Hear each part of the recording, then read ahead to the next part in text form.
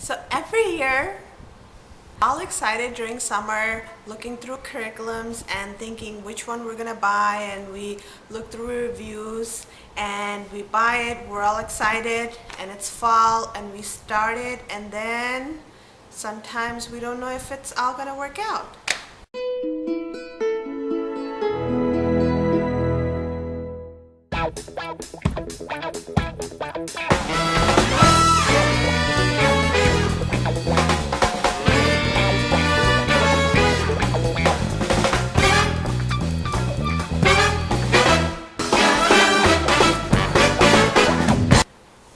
Hi there, welcome to the Precious Series. This is Saida, and today we're going to go over the curriculum choices and curriculum review for our first grade for the past year.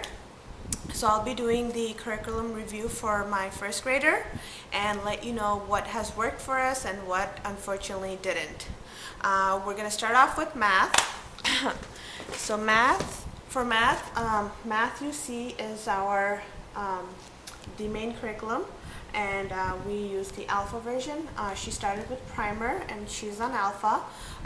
It doesn't really go based on grade level system, but for average, in general and average, alpha is their first grade level.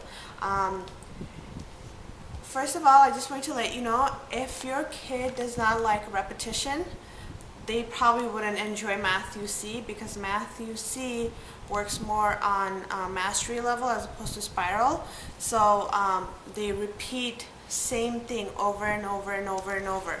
So 30, so you go through A, B, C, D, E. So every day you practice and you practice and you practice to kind of master that concept. My youngest probably will not be enjoying, and we're not going to be doing this day by day. I'll probably put in more Montessori and more hands-on activities for her because it's not something that she would enjoy. For my first grader, math does not come easy for her, so this is something she practices and she is okay with repetition.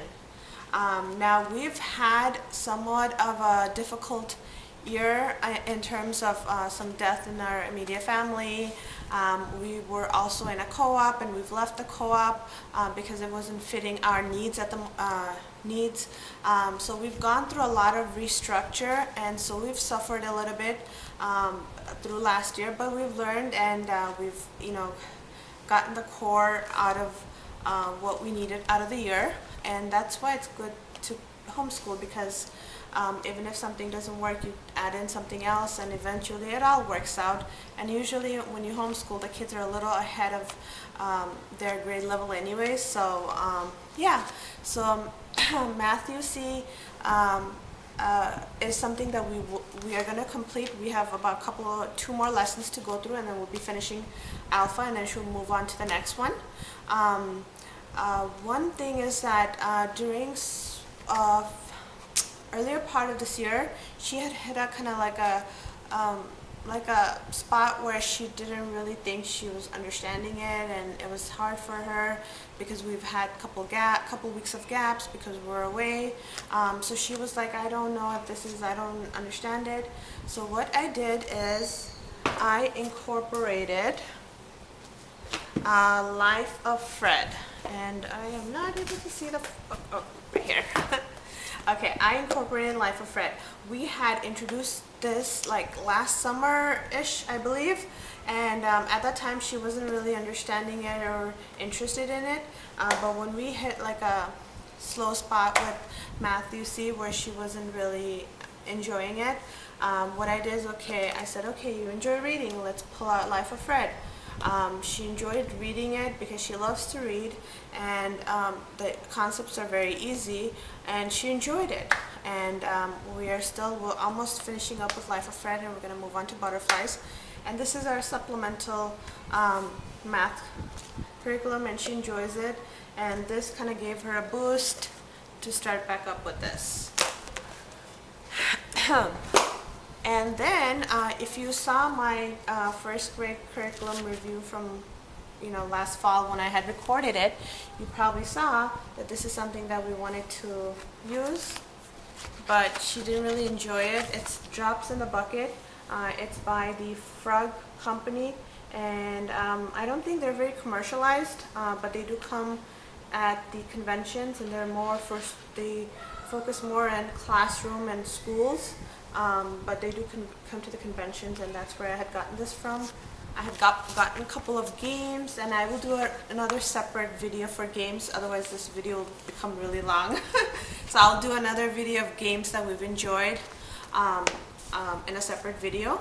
And this is something, it's kind of fun because it kind of hits different skill levels, but she didn't enjoy it. So I'll be keeping this for my youngest one because she enjoyed this book. Her grade level, she finished it. So she enjoyed it. So the perks of having multiple kids, I get to use it again. So that was math. For language arts, I had gotten this Scholastic book. I had mostly gotten it for reading, grammar, and maths. And we did go through it. The reading was fine, she finished it, but the grammar portion she didn't like. It was very repetitive with the same punctuations, and it wasn't moving as fast, and she was ahead, so she didn't enjoy it. So I guess she likes repetition when it's something she's learning that she struggles with, but if it comes easy to her, she doesn't enjoy it. So that's why she didn't, the grammar portion we didn't do. So what we did is I purchased the Spectrum Language Arts, and this one she did and she enjoyed it, and I pulled from here, as well as I made an interactive notebook for her for grammar. And these are the two things that we've used, and there's some that I still haven't finished that we will either finish through or we will move it to our early part of next year as a review, because it's always good to start with a review. And then my little Smarty Pants, her son really loves the Sylvan vocabulary, or I think he doesn't anymore, but he did earlier. Earlier in the grade levels, like I think first and second. So I had gotten this for her. This was way too easy for her. She did finish it, but it was very easy for her. So and then we didn't do the spelling games, but we did do the vocabulary, and it was too easy for her. So if your kid is very versed in reading and language arts, then the first grade would be too easy. And then for spelling, we moved on. We started with All About Spelling level 1. We finished that really quickly because she started learning to read with All About Reading. And so most of the words were already, she was reading it and she remembered it. So the spelling was easy, but I still wanted to have her go through it. So we passed through that, and then I just pulled from a website the spelling words for a first grader, and we just played games. We did tic-tac-toe, we played some games by throwing balls, made it into soccer fun, and etc. to make it more fun way for her to learn, do her spelling. She excels in that, so it was really easy for her. And then for I had gotten this week-by-week homework for building reading comprehension and fluency, and this is something also she didn't enjoy too much, but she did enjoy the Smart Alec reading comprehension books. So we finished first grade, and then we finished second grade, or finished first grade and then we finished second grade.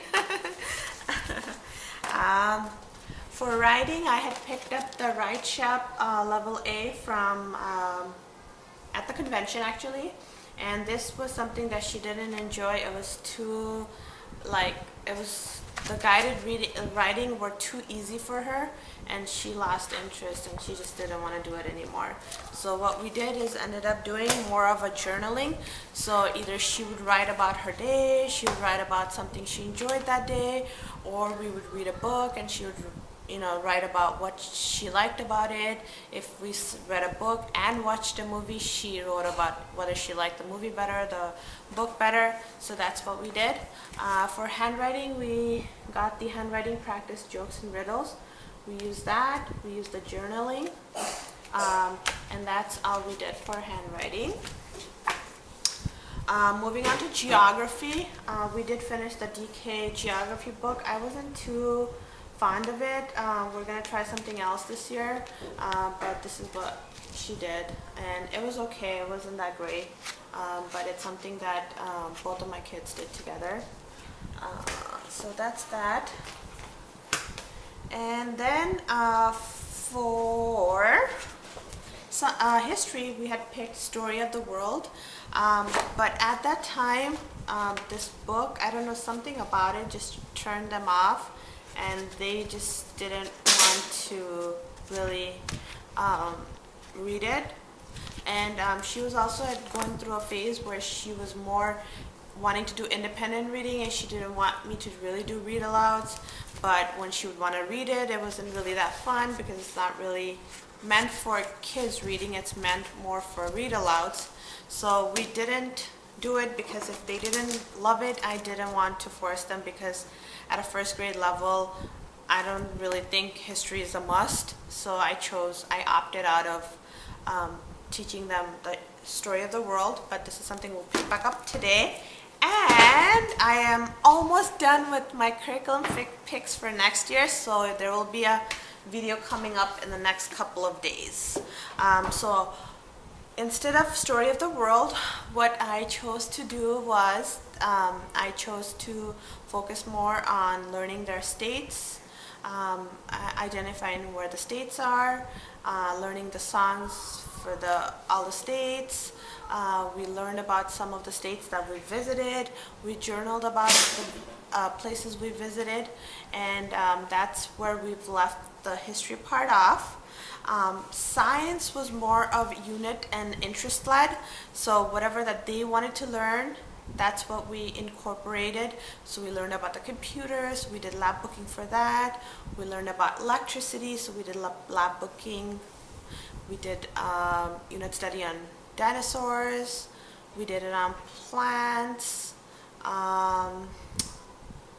We did some stuff on Earth, for Earth Day, on recycling, etc. So those are kind of interest-led, and we use snap circuits and other gadgets that we have for science. So I didn't really use a curriculum. However, next year I do plan to, so yeah, I will update you on that on the next the separate video. The other thing that I forgot to mention is I had also used sequential spelling, and this is something that didn't work for her as well, and I have this book, so I don't know what to do. Maybe I'll try it with my youngest and see if she likes it. If not, I will either do a giveaway or sell it. That's my review for our first grade. I'm really excited and eager for our second grade to start, and we're going to be making some changes that we've learned from last year. So yeah, I hope you enjoyed the video. If you have any questions, please leave comments below and I'll answer them.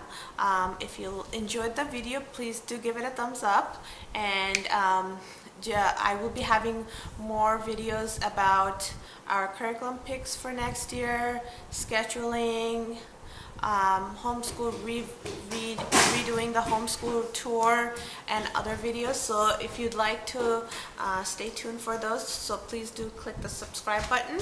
Otherwise, I will see you in our next video. Have an awesome day.